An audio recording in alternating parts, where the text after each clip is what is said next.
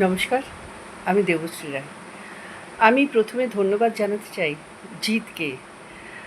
ওর একটা বুটিক আছে যার নাম নান্দনিক বুটিক। ওখানে বিভিন্ন কালেকশনের শাড়ি পাওয়া যায়।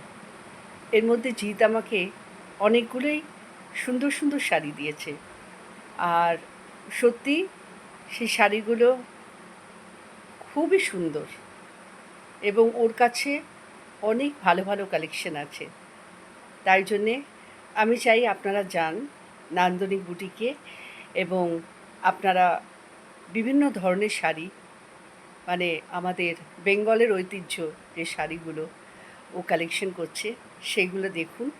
আমি আশা রাখবো আপনাদের নিশ্চয়ই পছন্দ হবে।